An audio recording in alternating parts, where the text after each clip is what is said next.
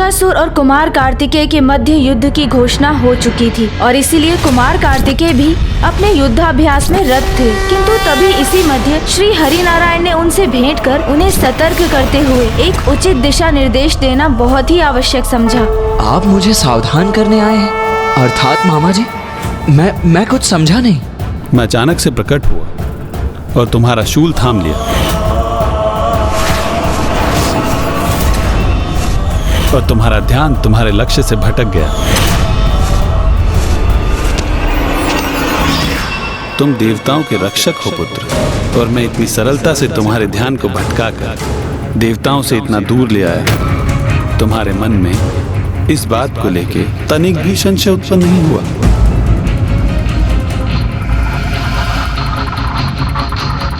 पुत्र, तारकासुर में नैतिकता लेश मात्र भी नहीं है, इसलिए वो अवश्य कोई अनैतिक उपाय का प्रयोग करेगा। किंतु यदि तुम्हें यह युद्ध धर्मानुसार ही संपन्न करना है तो उसकी प्रत्येक चाल से सचेत रहना, किंतु उसके ऐसे किसी उलझाव में मत आना पुत्र जो तुम्हें तुम्हारे ध्येय से दूर ले जाए।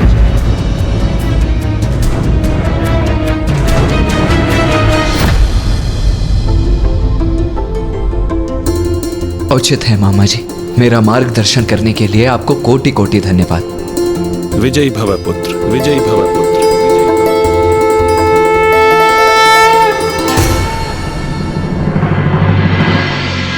और एक और बात का स्मरण रखना, उसके किसी चाल में मत आना पुत्र।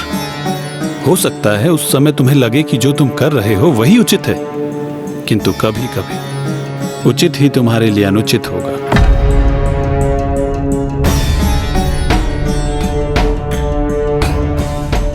सर्वथा उचित कह रहे हो तुम अट्टासुर। युद्ध नहीं, शांति स्थापित करनी चाहिए मुझे। व्यर्थ है, सब कुछ व्यर्थ है। व्यर्थ है मेरा जीवन। वर्षों के कठोर तप के उपरांत ब्रह्मदेव से वरदान प्राप्त किया था मैंने। अपने प्राणों को दांव पर लगाकर देवताओं से स्वर्ग छीना मैंने। त्रिलोक पर विजय प्राप्त की, शोणितपुर का निर्माण किया, किंतु ये सब व्यर्थ है।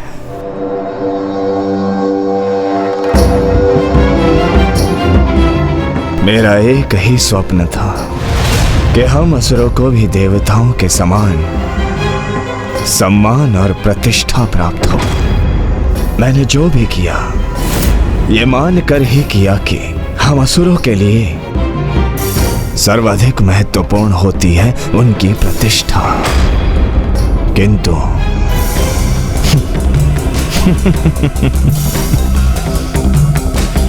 किंतु ये भ्रांति थी मेरी। असुरों को अपने प्राणों से अधिक महत्वपूर्ण नहीं है उनकी प्रतिष्ठा।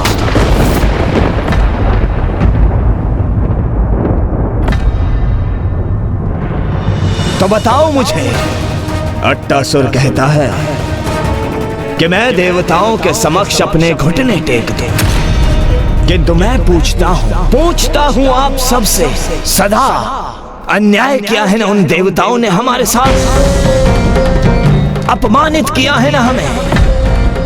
इतनी दीर्घ अवधि के उपरांत असुरों को सम्मान दिया है मैंने। ऐसी अवस्था कर दी देवताओं की कि वे अपने प्राणों की रक्षा के लिए इधर उधर छिपने पर विवश हो गए। ये सब क्यों किया मैंने? क्यों बताओ क्यों? क्योंकि मैं तारकासुर समर्पित हूं असुर समाज के लिए।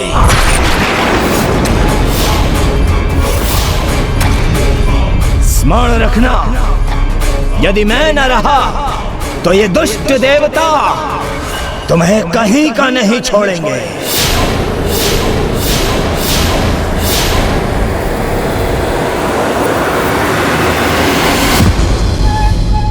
महाराज, महाराज तो जनता का सेवक होता है। आज तक मैं आप सबके लिए लड़ता रहा, किंतु अब यदि आपकी यही इच्छा है कि मैं आत्मसमर्पण कर दूं, तो मैं वही करूंगा। समर्थ होते हुए भी आप सभी के लिए ये घोर अपमान भी सह लूंगा मैं।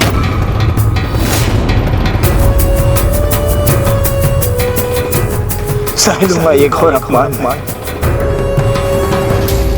नहीं महाराज, ये आप क्या कह रहे हैं? आप उठिए। आपकी इच्छा और अनिच्छा सब निरर्थक है, क्योंकि मेरा विश्वसनीय अट्टासुर तो यही चाहता है। महाराज, मेरा ये अर्थ कदापि नहीं था। बस शांत रहो अट्टासुर, तुम्हें जो कहना था सो कह लिया।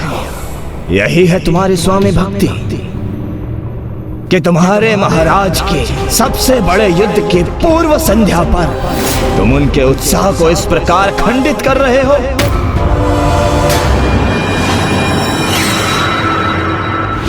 ओम नमः शिवाय। ओम नमः शिवाय।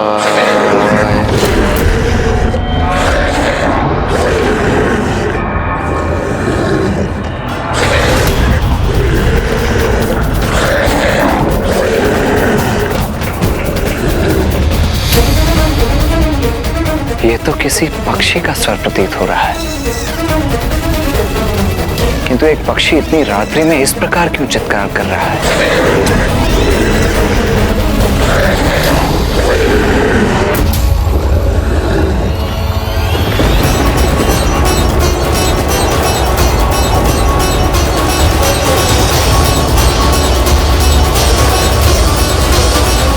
कुमार कार्तिकेय,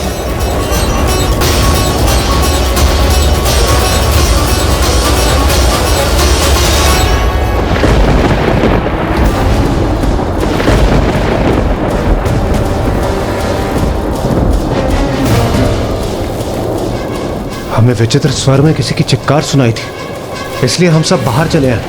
किंतु कुमार कार्तिकेय यहाँ हुआ क्या है? वो स्वर और चित्कार तो मुझे भी सुनाई दी देवराज। वो देखिए, ऐसा प्रतीत हो रहा है तारकासुर के भवन से कोई इसी ओर आ रहा है।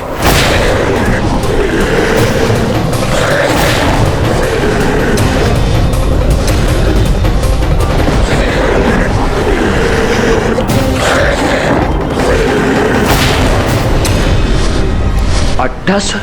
ये तो तारकासुर का विश्वास पात्र सेवक है, किंतु ये इस ओर क्यों आ रहा है? ये अवश्य इस दुष्ट की कोई नवीन चाल है।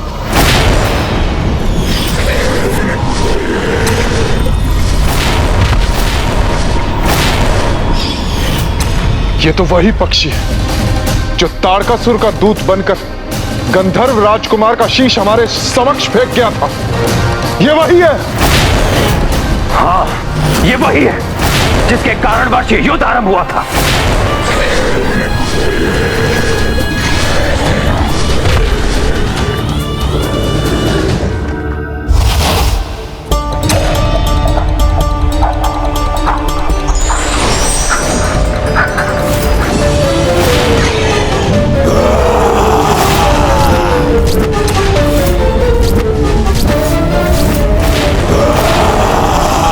अब इस दुष्ट को जीवित नहीं छोड़ूंगा मैं, कदापि नहीं।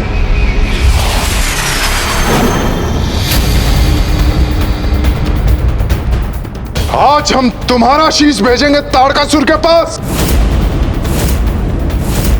रुक जाइए आप सब।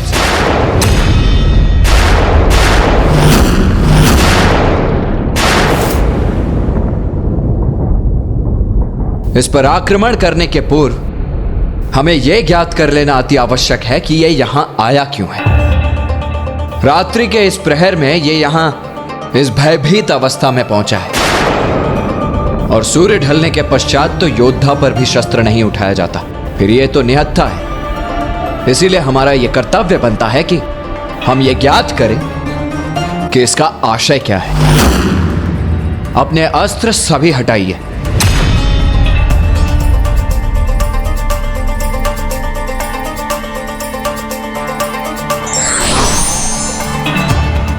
बताओ मुझे, यहां क्यों आए हो और चाहते क्या हो? कुमार कार्तिकेय, मैं अट्टासुर हूँ।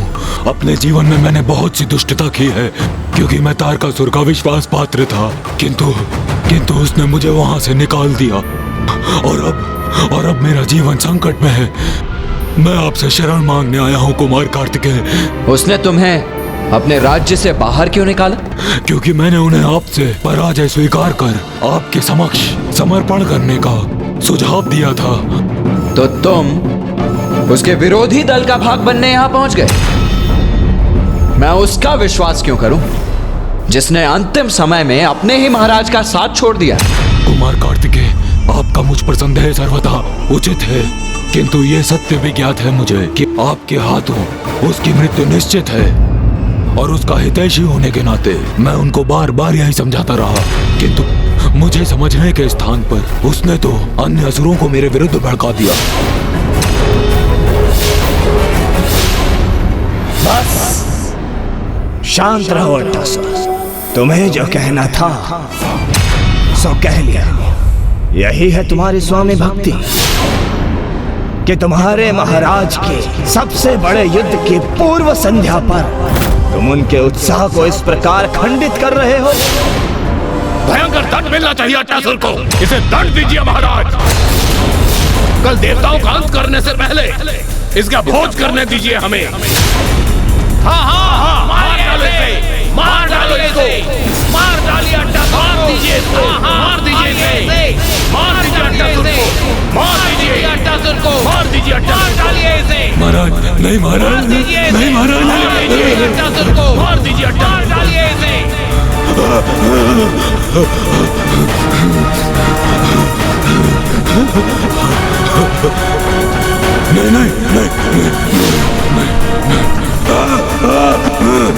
रुको, छोड़ दो।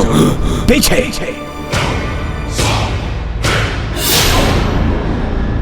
इतने वर्षों से ये मेरा निष्ठावान सेवक था, इसलिए इसकी एक भूल क्षमा कर मैं इसे जीवन दान प्रदान कर रहा हूं।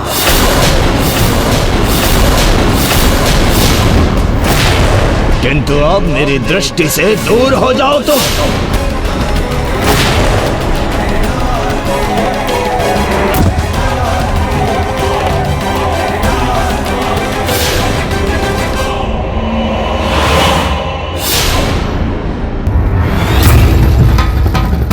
यदि आपका आदेश होगा तो मैं यहाँ से चला जाऊंगा, किंतु फिर मैं जीवित कदापि नहीं रह सकूंगा, क्योंकि अन्य असुर मुझे जीवित नहीं छोड़ेंगे। कुमार कार्तिकेय, ये हमारी दया जागृत कर हमारे साथ रहने की अनुमति पाने के लिए हमें विवश कर रहा है। ये कैसी अवस्था हो गई है मेरी? एक असुर होकर मैंने सदैव अपने महाराज को सुपथ पर चलने का सुझाव दिया, किंतु क्या हुआ उसका परिणाम? मेरा अपमान हुआ। असुर साम्राज्य से मुझे बाहर कर दिया गया, किंतु मैं आपके पास शरण प्राप्त करने आया हूँ, पर यहाँ भी मेरा अपमान ही हुआ। बंद करो इस स्वांग को और चले जाओ यहाँ से। ये इन असुरों की कोई नई चाल है। तुम्हारे लिए यहाँ पे कोई स्थान नहीं, तुम जा सकते हो। हमारी कोई चाल नहीं है ये।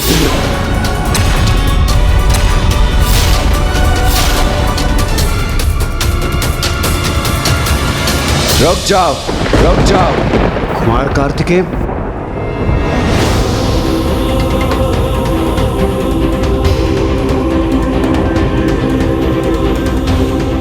ये जो भी है, किंतु यहां एक शरणार्थी बनकर आया है और धर्म के अनुसार शरणागत की रक्षा करना हमारा कर्तव्य है।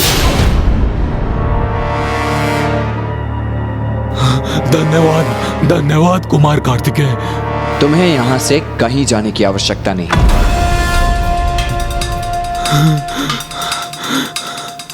तुम्हें यहां रहने की अनुमति है।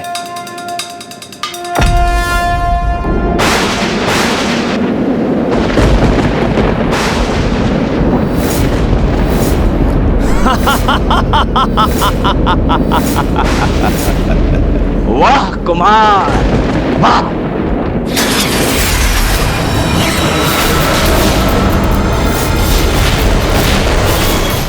कुमार कार्तिकेय, मेरे शत्रु को शरण देने का दुस्साहस कैसे किया तुमने?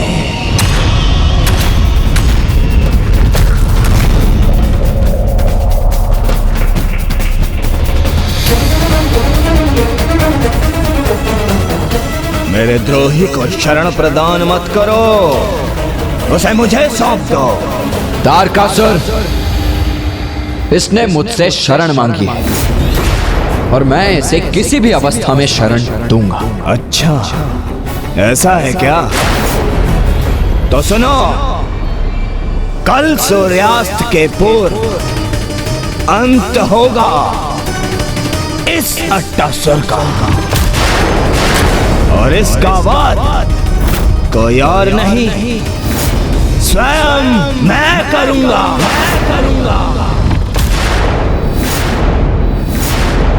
और मैं ऐसा कदापि नहीं होने दूंगा। ये मेरा वचन है, वचन है।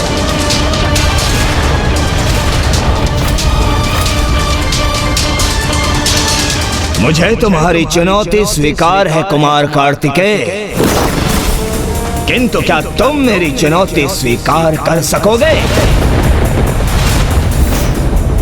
यदि कल मैंने सूर्यास्त से पूर्व इसका वध कर दिया, तो क्या तुम अपनी पराजय स्वीकार कर अग्नि की चिता में प्रवेश कर आत्मदाह करोगे? आत्मदाह करोगे?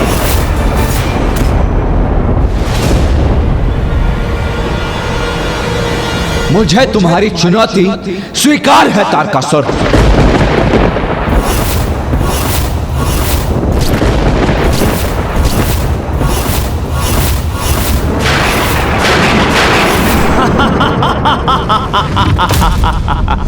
तारकासुर को ज्ञात था कि असुर समुदाय से निकालने जाने के पश्चात अट्टासुर के पास मात्र अब एक ही विकल्प शेष होगा, कुमार कार्तिकेय के पास जाकर शरण लेना।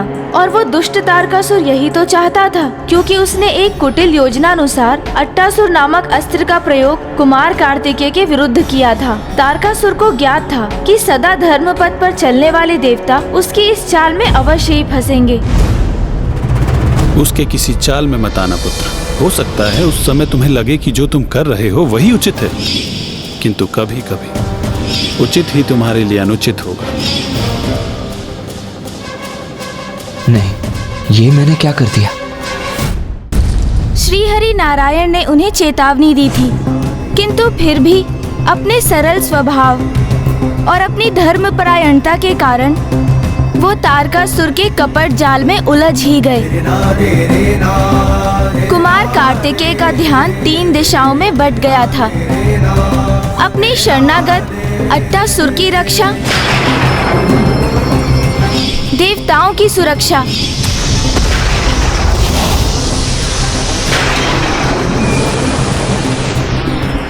और तारकासुर से युद्ध कर उसका अंत। अब उनके ऊपर इन 3 बड़े उत्तरदायित्वों का भार था।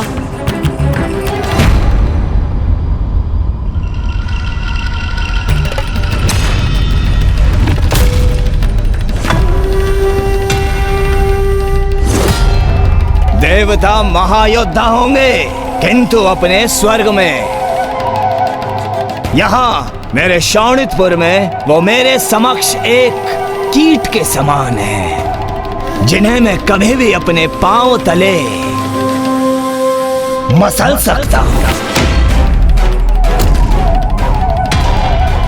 क्षमा कीजिएगा महाराज, किंतु क्या अब तक उस दुष्ट अट्टासुर ने हमारे सारे गुप्त रहस्य उन देवताओं के समक्ष उजागर नहीं कर दिए होंगे? गुप्त रहस्य? कैसे गुप्त रहस्य? आपकी सेना, आपकी शक्ति, और यदि आपकी कोई दुर्बलता हो तो उसके रहस्य महाराज।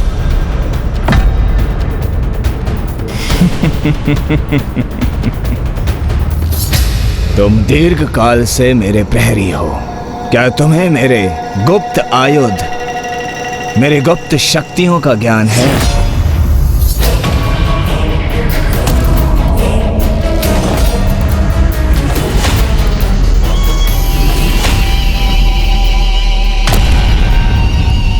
महायोद्धा सेनापति, मेरे संहारक आयुध आज तक किसी के भी समक्ष उजागर नहीं हुए, किंतु आज मैं उन्हें उजागर करूंगा। ये मेरे सेनापति मेरे एक आदेश पर किसी का भी विनाश कर सकते हैं, और इनमें सर्वप्रथम सेनापति हैं हंतक।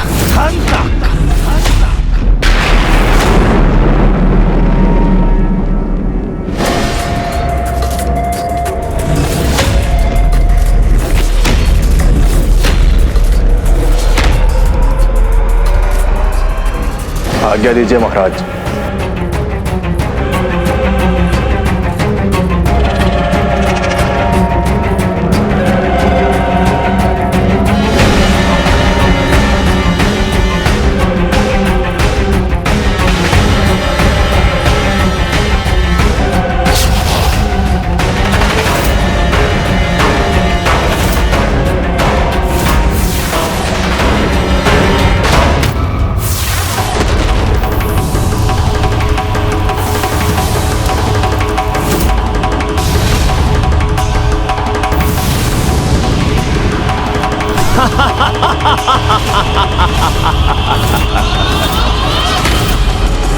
अधर्म पर धर्म के इस होने वाले महायुद्ध के बीच मात्र एक रात्रि शेष थी, किंतु प्रातः से पूर्व रात्रि के हर क्षण में भी बहुत कुछ शेष था, जिसका प्रभाव सीधा युद्ध पर पड़ना निश्चित था।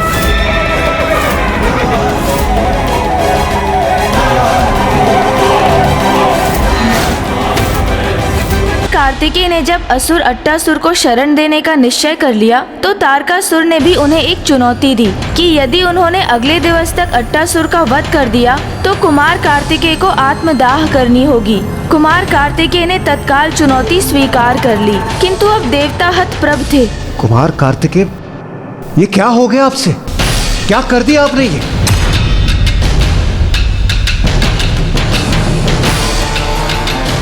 वही हो गया जिसके प्रति स्वयं श्री हरि नारायण ने मुझे सावधान किया था।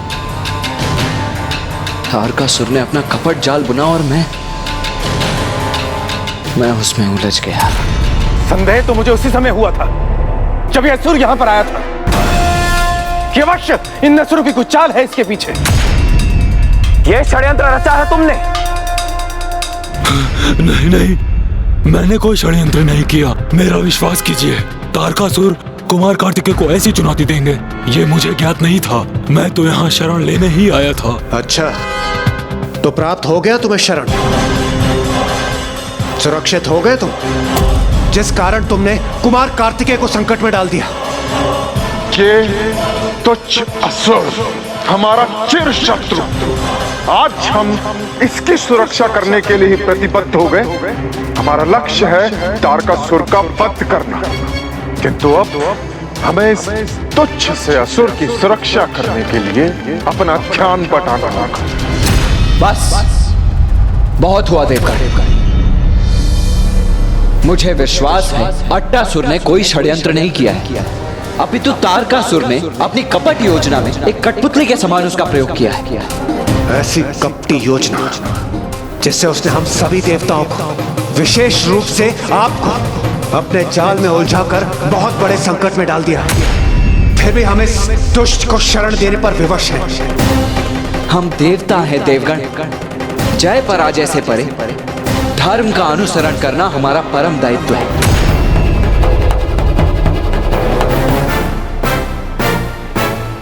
अट्टासुर, तुम यहाँ सर्वथा सुरक्षित हो।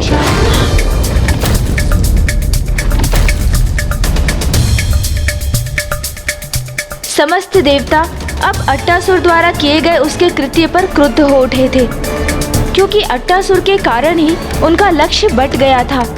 देवताओं की मनोदशा देख अट्टासुर भी अब ग्लानि से भर उठा और फिर इस प्रायश्चित के लिए उसने अपने प्राणांत का निश्चय कर लिया। किंतु अट्टासुर की रक्षा के लिए वचनबद्ध कार्तिकेय ने उन्हें तत्काल जाकर रोका और फिर देवताओं को भी इसके लिए मना लिया। तुम्हें भयभीत होने अथवा ग्लानि अनुभव करने की कोई आवश्यकता नहीं है अट्टासुर। देखो, यहां अकेले नहीं हो तुम, एक से बढ़कर एक महायोद्धाओं से घिरे हो तुम, जो तुम्हारी सुरक्षा के लिए कटिबद्ध है।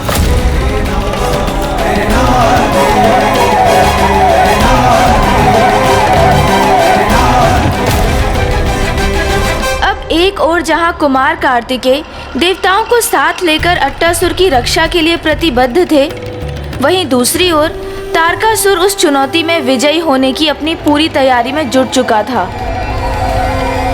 हंतक, हंतक।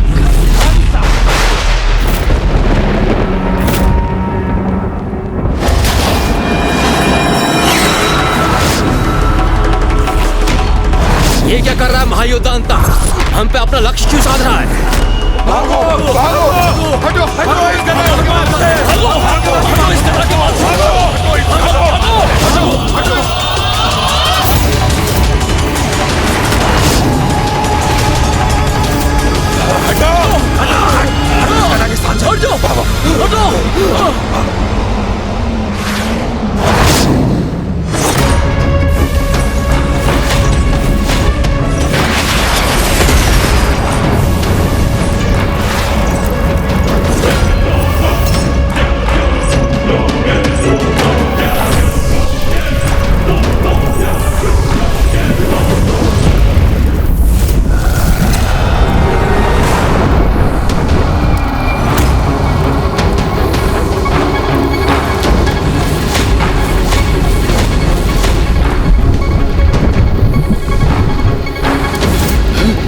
कैसा भीषण भूकंपन है ये, अत्यंत भयंकर है इसकी ये गदा।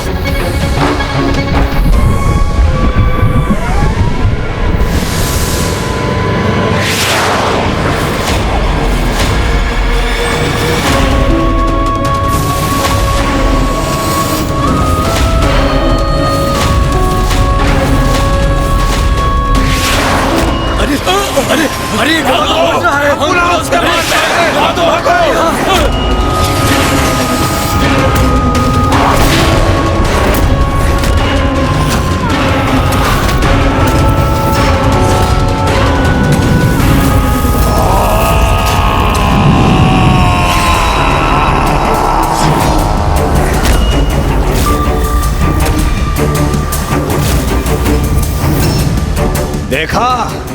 देखा तुम सभी ने कितना अद्भुत सामर्थ्य है हंतक का। इसकी गदा अग्नि को ही नहीं, उसके साथ साथ समस्त अस्त्र शस्त्रों की शक्ति को भी सोख लेती है। विद्युत को अपने भीतर समाहित कर उसे अंधकारमयी ऊर्जा में परिवर्तित कर सकता है ये।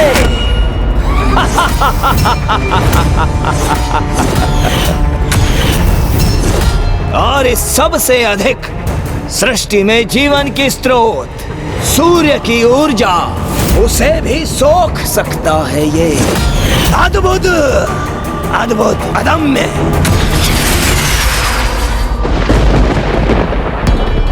अग्नि एवं विद्युत से शत्रु का महासंहार करने वाला ऐसा कोई विलक्षण योद्धा और कोई अन्य हो सकता है क्या? हाँ? देव सेना में एक से एक विलक्षण योद्धा है। देवताओं में सबसे अग्रणी, मेघों और वर्षा को नियंत्रित करने वाले, विद्युत और बवंडर को उत्पन्न करने की शक्ति रखने वाले स्वयं देवराज इंद्र हैं।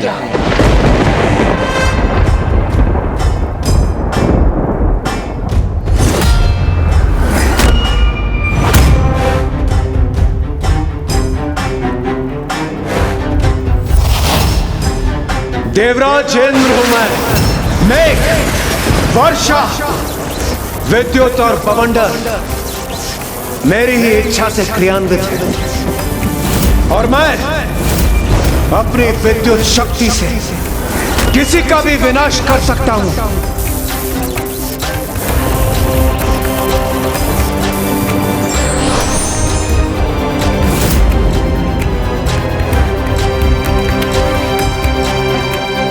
और ये सूर्य देव समस्त जीवन को उष्णता प्रदान करते हैं। ये ओम आदित्याय विद्महे सहस्त्रकिरण्य धीमहि तन्नो सूर्य प्रचोदयात्। ओम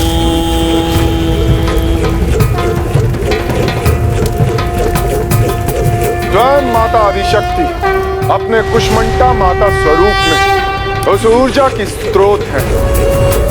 मेरी ऊर्जा जीवनदायिनी तो है ही, किंतु उसके प्रभाव में वृद्धि कर मैं उससे सब कुछ भस्म भी कर सकता हूं।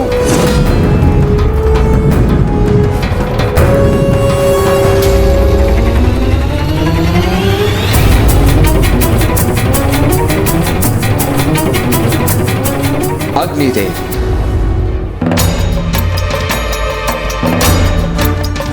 मैं अग्निदेव, मैं पंचभूत तत्वों में से एक हूं। सभी जीवों में मेरा अंश व्याप्त है, किंतु मैं किसी में भी प्रकट होकर उसे भस्म भी कर सकता हूं।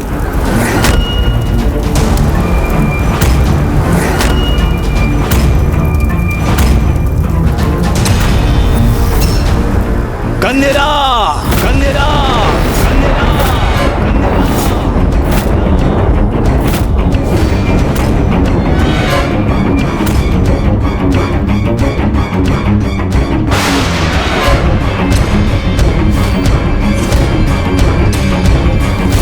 आज्ञा दीजिए महाराज।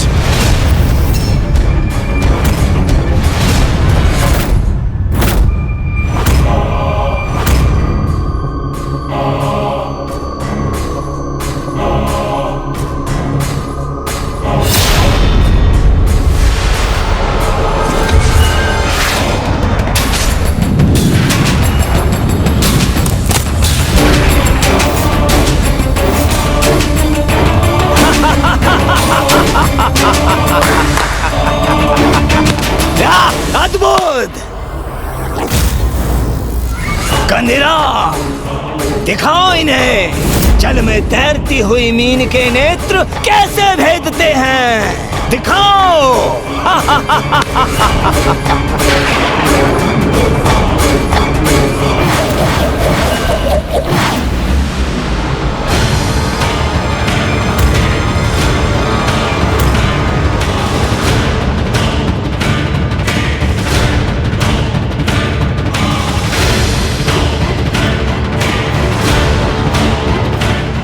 एक साथ इतने बाण और इसके लक्ष्य तो हम लोग हैं। हम लोग भी नष्ट हो जाएंगे।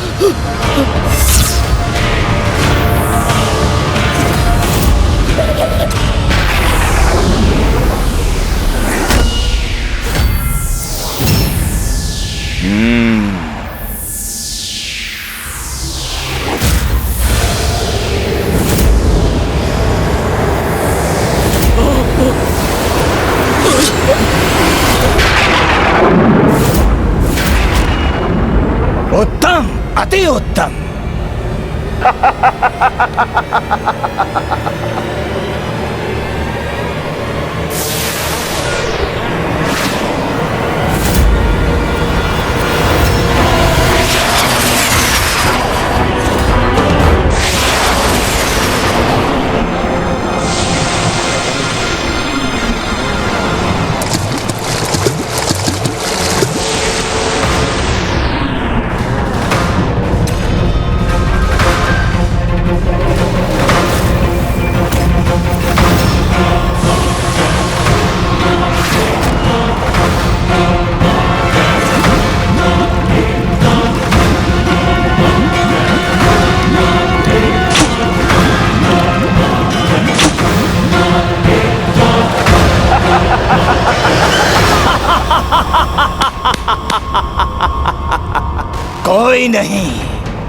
कोई नहीं टिक सकता कंदिरा के समक्ष, कोई भी नहीं।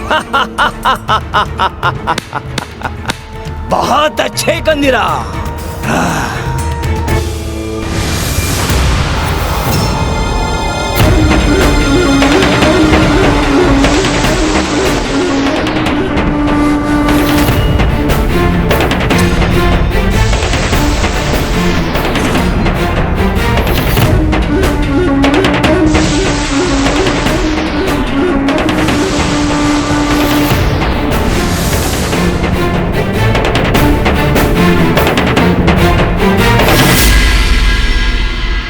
कंदिरा, मेरा द्वितीय महायोद्धा सेनापति, अद्भुत अद्भुत धनुर्धारी है ये, जो अपने स्वर संकेत से अपने बाणों को नियंत्रित कर अपनी इच्छा अनुसार अपने बाणों को रोक सकता है, दिशा परिवर्तित कर सकता है, उनकी संपूर्ण सृष्टि के जल को सोख सकते हैं इसके बाण। इतनी शक्ति है इसमें। सृष्टि के समस्त जल तत्व, चाहे वो किसी के शरीर में हो अथवा उन्मुक्त, उसी से सृष्टि पर हाहाकार मचा सकता है मेरा जलासुर। तुम्हारी इस शक्ति का सामना कौन कर सकता है, हा? बताओ। मुझे अनुमति दीजिए देव सेनापति।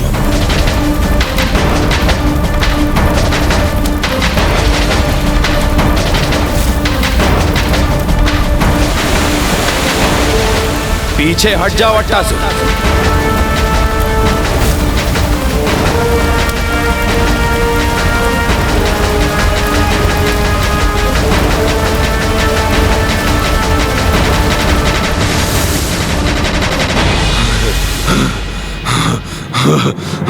आपको कोटि कोटि धन्यवाद वरुण देव।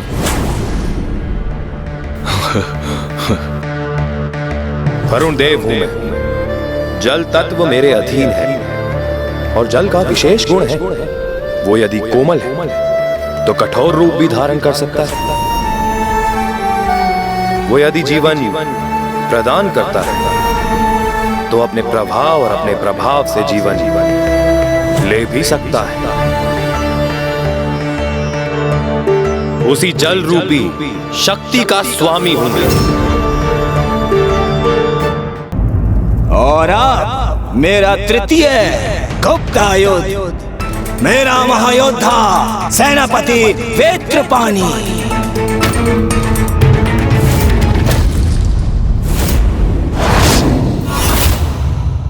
आज्ञा दीजिए महाराज। दिखाओ इन्हें क्या कर सकते हो तुम।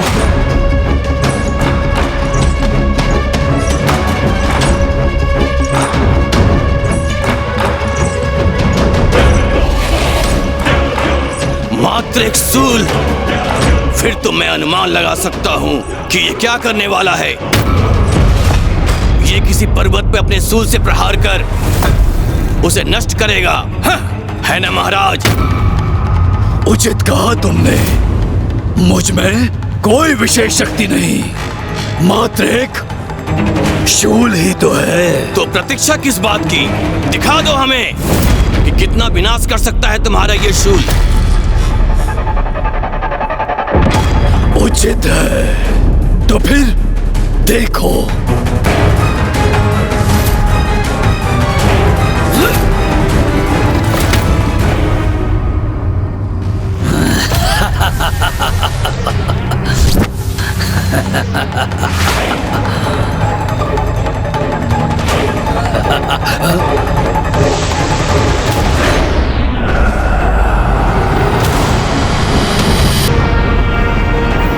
अरे ये शूल भी तो हमारी ओर आ रहा है। भागो भागो, अरे भागो भागो, भागो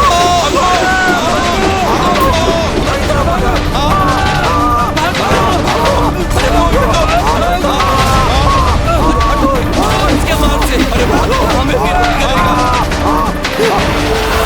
अरे हटो, अरे हटो इसके मार से, अन्यथा हमें हमें फिर करेगा। अरे हटो इसके मार से, अन्यथा हमें घात करेगा। भागो, अरे भागो, अरे भागो। साहस है तो इस शूल को रोक कर दिखाओ।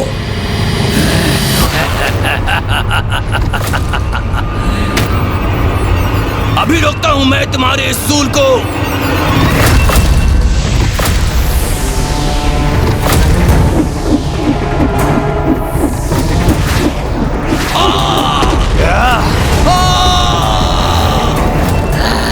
महाराज इसे रोकिए महाराज, अन्यथा ये मेरा अंत कर देगा।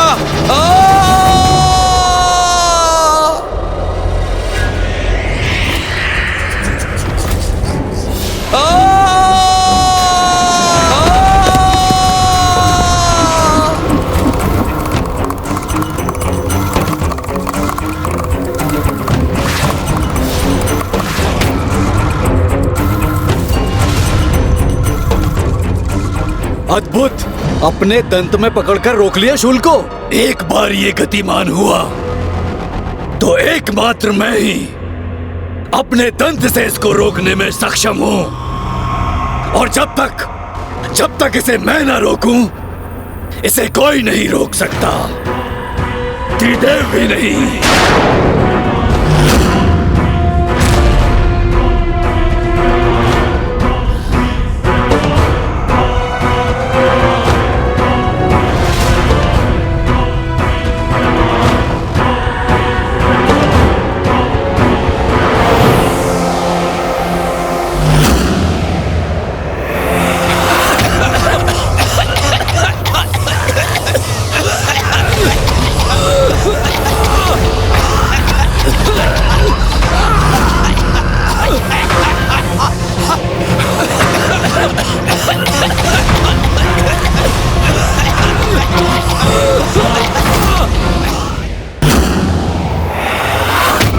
मैं अपने शूल के प्रभाव से वायु को सोखकर अपने शत्रुओं की श्वास को बाधित कर सकता हूँ।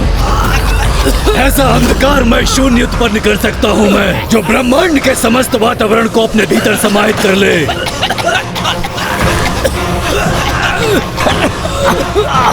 बस करो वेत्रपाणी, बस।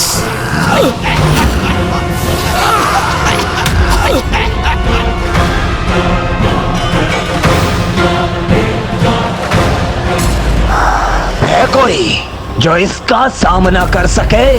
वायु के देवता स्वयं वायुदेव हैं हमारे साथ। वायु के देवता अर्थात वायुदेव तीव्र गति का वायु प्रवाह और प्रचंड बवंडर उत्पन्न कर सकते हैं, है ना? शून्य भी उत्पन्न कर सकता हूं। जिस वातावरण में तुम स्थित हो वो वायु मेरी ही तो है। उस वातावरण को वायु से रिक्त कर इस समस्त ब्रह्मांड को वायु विहीन कर सकता हूं। और यदि श्वास बाधित हो गए तो ये तो प्राणार्थ हो जाएगा।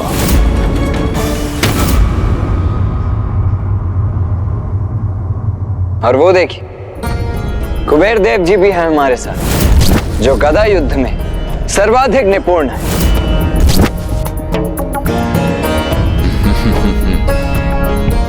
और अब मेरा चतुर्थ और अंतिम महायोद्धा बहुका।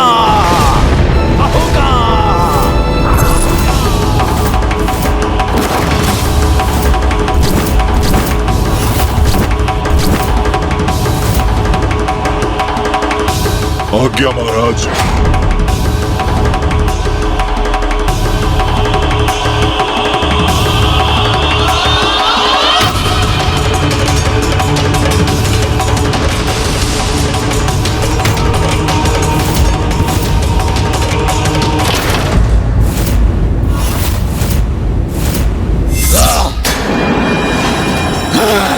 दोनों ओर से युद्ध की तैयारी पूर्ण हो चुकी थी। अब उस महायुद्ध के आरंभ होने का समय आ चुका था, जो देवताओं और असुरों का भाग्य नियत करने वाला था।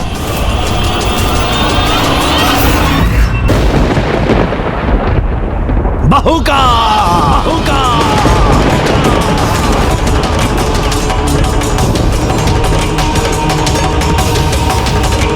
तुम सब साथ मिलकर मुझे मेरे स्थान से हिला के दिखाओ।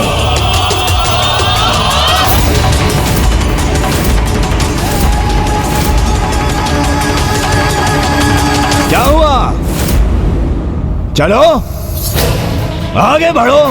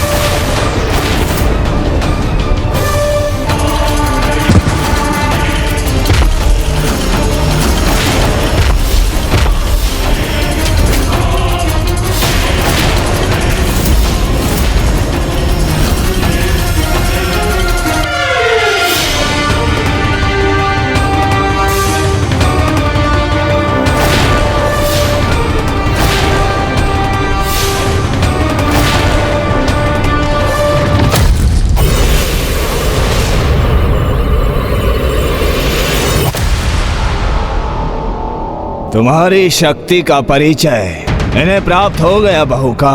अब अपनी दूसरी शक्ति का भी प्रदर्शन करो। तुम नहीं, तुम वहीं रुको।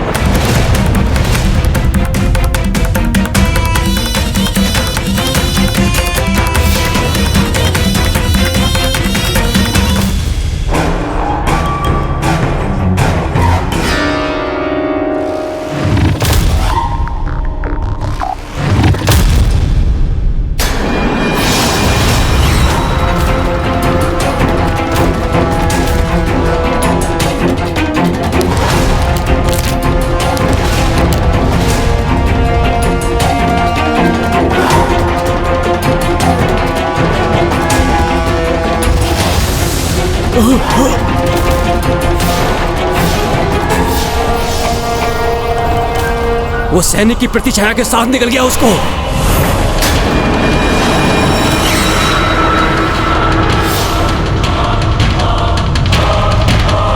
बहू का मेरा शक्तिशाली सेवक, असंख्य हाथों वाला, संपूर्ण ब्रह्मांड को ढकने की शक्ति है जिसमें, वो बहू का किसी भी मनुष्य, असुर अथवा वस्तु की प्रतिछाया को खींचकर उसको अपना आहार बना सकता है। वो मेरे ये असुर मेरे नेतृत्व के अंदर ये युद्ध जीत के रहेंगे। और हमारा नेतृत्व कर रहे हैं जगत पिता महादेव और जगत जननी माता पार्वती के पुत्र कुमार कार्तिकेय।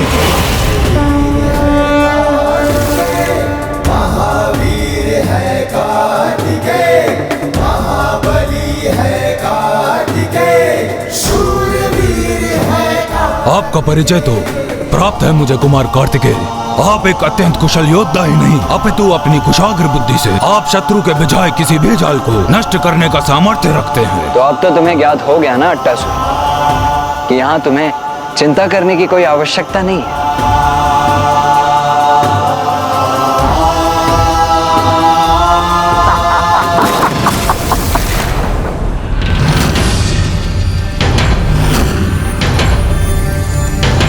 क्या हुआ अट्टासुर? क्या अब भी तुम्हारे मन में कोई संशय शेष है?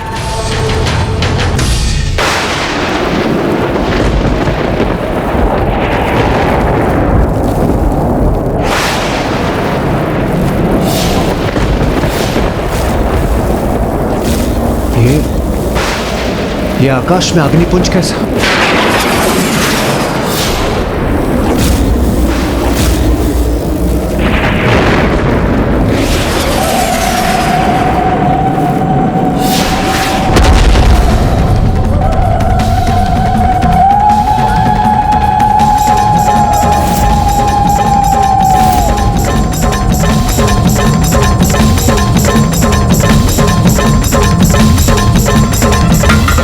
समस्त देवी देवताओं में सर्वाधिक श्रेष्ठ योद्धा। प्रणाम वीरभद्र जी, प्रणाम माता महाकाली। कुमार कार्तिकेय, तुम एक अत्यंत कुशल योद्धा हो, ये तो तुम प्रमाणित कर चुके हो। किंतु अपने शत्रु को शरण देकर तुमने ये दर्शा दिया कि तुम्हारा हृदय संघारक का नहीं अपितु संरक्षक का है। ये तो मेरा कर्तव्य है वीरभद्र जी। माता और पिता से मुझे यही सीख मिली कि कभी भी किसी असहाय शरणागत को निराश नहीं करना चाहिए।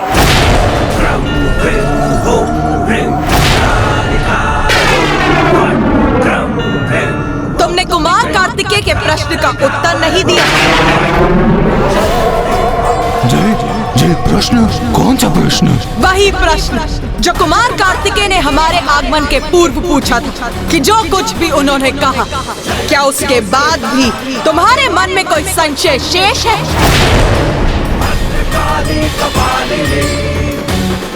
उत्तर दो, अभी भी कोई संशय है क्या तुम्हें? मुझे आपकी और देवताओं की शक्ति पर संदेह नहीं। मेरी चिंता का कारण तो तारकासुर है। नैतिकता से रिक्त कपट बुद्धि का स्वामी है वो। और अपनी कपट बुद्धि का प्रयोग कर वो युद्ध में विजयी होने के लिए कैसी नीचता का प्रदर्शन करेगा, इसका अनुमान लगाना भी कठिन है। तब तो उस दुराचारी अधर्मी को दंडित कर और अधर्म पर धर्म की विजय सुनिश्चित करने में और भी आनंद आएगा मुझे।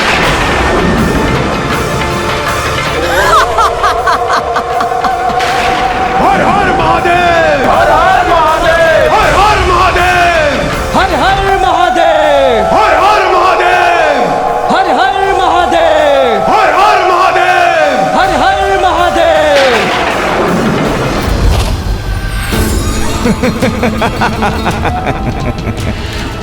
बहुत आनंद आएगा मुझे देव सेनापति। तुम्हें तनिक भी अनुमान नहीं होगा कि कल मैं तुम्हें कैसे चकित करूंगा। अपने चिता को तैयार करवा लो महादेव पुत्र, क्योंकि कल तुम्हारा अंत निश्चित है।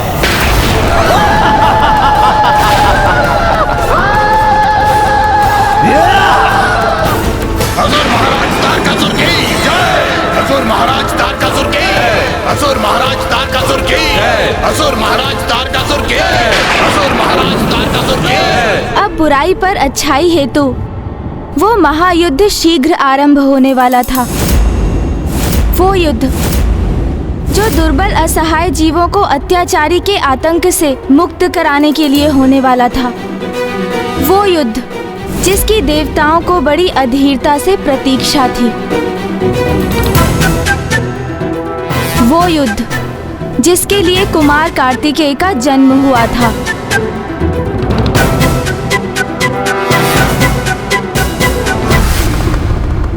ओम नमः शिवाय, ओम नमः शिवाय, ओम नमः शिवाय।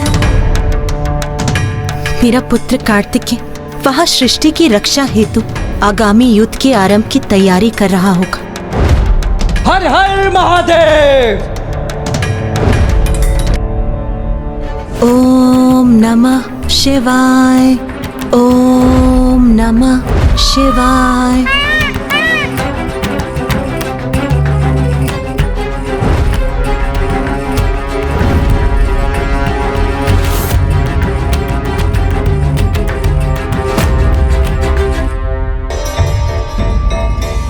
युद्ध के पूर्व किसी प्रकार का तनाव अथवा चिंता नहीं होनी चाहिए उसे।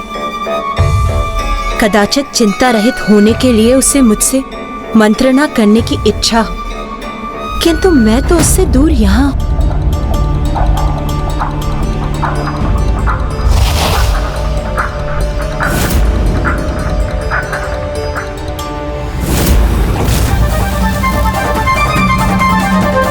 नाथ,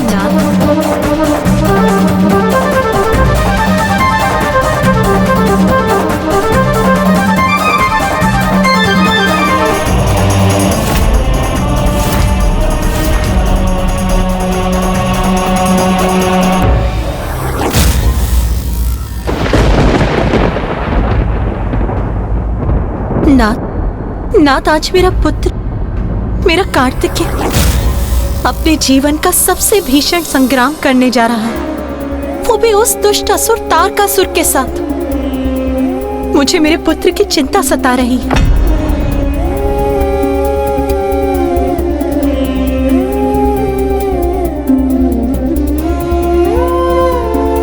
क्या आपको वास्तव में विश्वास है कि आपका पुत्र पूर्ण रूप से तैयार नहीं? स्मरण कीजिए, जब आपको प्रतीत हुआ था कि अभी पुत्र कार्तिक युद्ध के लिए तैयार नहीं, तभी क्या किया था आपने? आपने स्वयं उसे प्रशिक्षित किया था।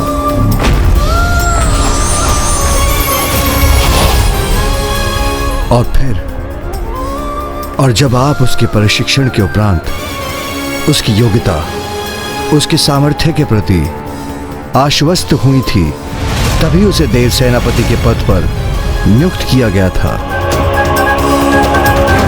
पुत्र कार्तिकेय महादेव का अंश है।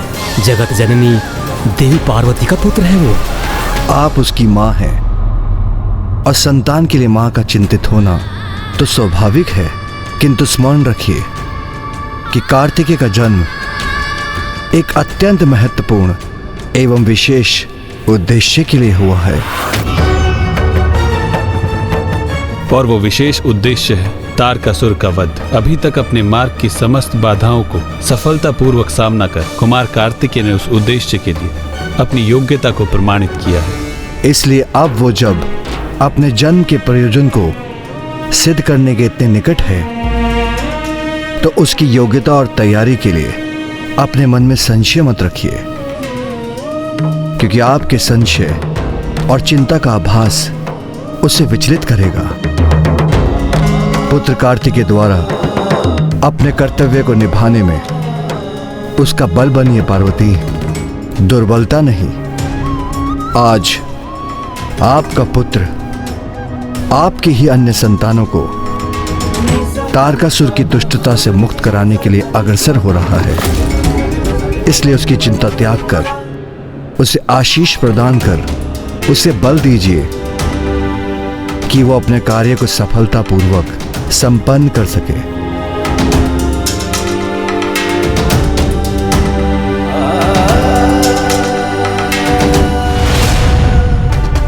ओम नमः शिवाय।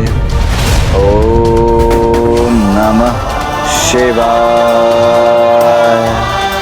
ओम नमः शिवाय।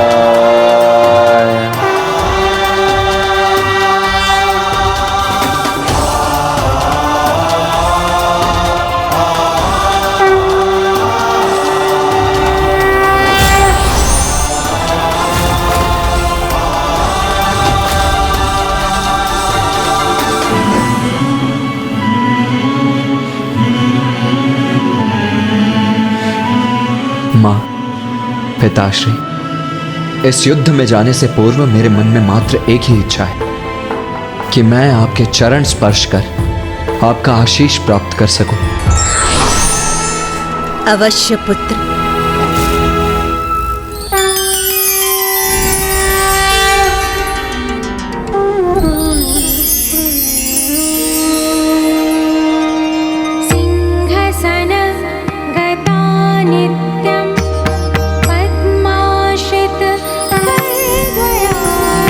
विजय भव पुत्र।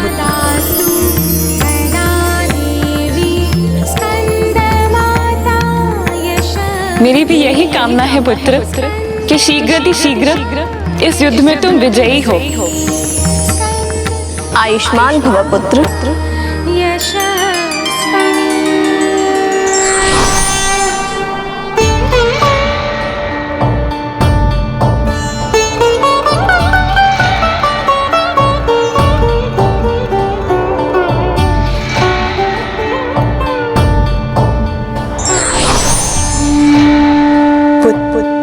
नियति ने तुम्हें जो कर्तव्य सौंपा है उसे संपन्न करो। भली भांति नेतृत्व करो देवसेना।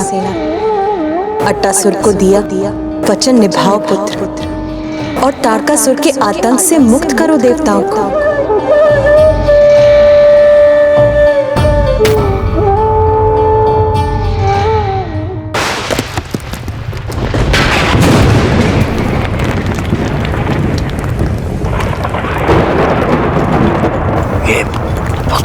कैसे उत्पन्न हो रहा है?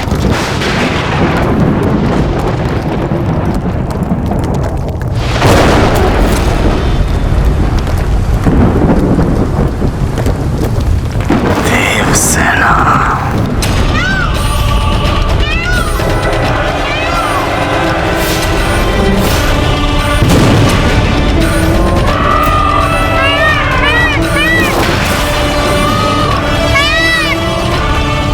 सभी महायोद्धाओं और सैनिकों को आहत में एकत्रित करो अभी।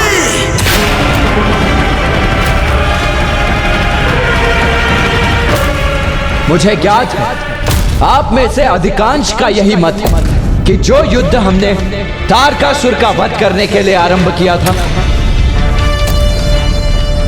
अब उसका लक्ष्य अट्टासुर की सुरक्षा में परिवर्तित हो गया है। और आप सभी का यह विचार सर्वथा उचित है।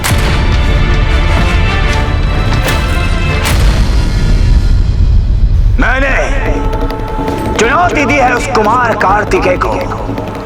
आज सूर्यास्त से पहले उस अट्टासुर का अंत करूंगा मैं। कितना सरल बना दिया है ना मैंने इस युद्ध को, क्योंकि अट्टासुर का अंत होगा तो उस महादेव पुत्र को आत्मदाह करने पर विवश होना पड़ेगा और हम विजयी होंगे। हम तो जाओ जाओ और अंत कर दो उस अट्टासुर का। अपना उत्तरदायित्व निभाओ। जाओ। सर्वथा उचित है आपका यह विचार कि यह युद्ध अट्टासुर की सुरक्षा के लिए लड़ा जा रहा है। अट्टासुर जैसे असहाय और निर्बल जीवों की सुरक्षा के लिए है ये युद्ध। दंडित करूंगा तारकासुर को मैं, ये प्रण लिया है मैंने। और उसका आरंभ अट्टासुर की सुरक्षा से करूंगा, क्योंकि देवता होने के नाते दुर्बल और निरीह असहाय प्राणियों की रक्षा करना हमारा परम कर्तव्य, परम धर्म है। दुर्बल था वो, असहाय था वो अट्टासुर, इसलिए बहिष्कृत कर दिया मैंने उसे, बहिष्कृत। और उसने मेरे शत्रुओं के पास जाकर शरण प्राप्त कर ली। देवता उसकी रक्षा को अपना धर्म मानते हैं तो मानने दो,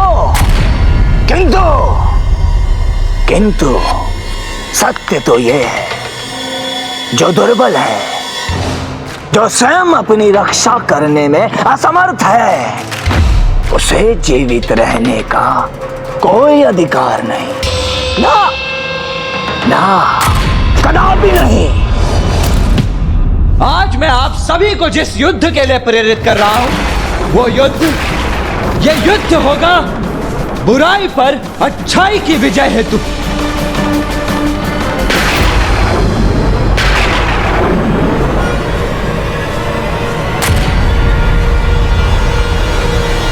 हर हर महादेव! हर हर महादेव! हर हर महादेव! हर हर महादेव! हर हर महादेव! हर हर महादेव! मेरे लिए युद्ध करो, क्योंकि तुम्हारा कवच बन सदा तुम्हारी रक्षा करूंगा मैं, और संपूर्ण सृष्टि में असुरों का आधिपत्य स्थापित करूंगा मैं। और फिर कहीं कोई देवता किसी असुर का अपमान नहीं कर सकता। तो जाओ और अपने महानतम महाराज के लिए युद्ध करो। जाओ जाओ जाओ। असुर महाराज तारकासुर की जय! असुर महाराज तारकासुर की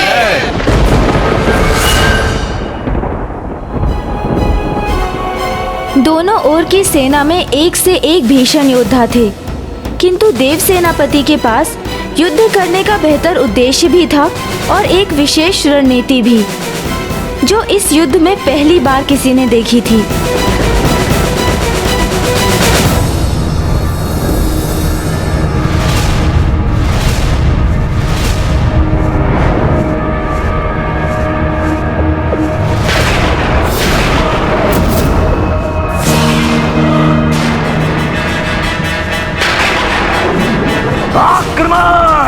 वध करो इस अट्टासुर का, और तुम्हारे मार्ग में यदि कोई भी देव सैनिक आए तो उसका भी अंत कर दो।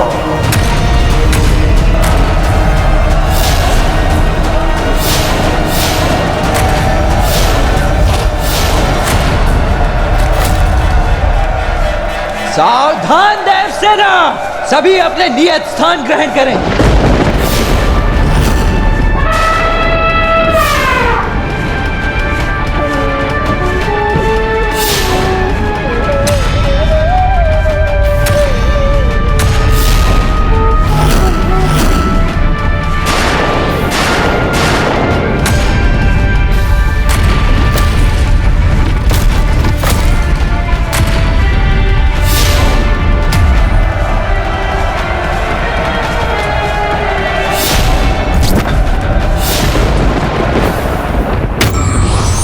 नायक का प्रथम कर्तव्य होता है कि वो अपने दल का उत्साह बढ़ाए और किसी भी युद्ध के लिए अपनी सेना को प्रेरित करे।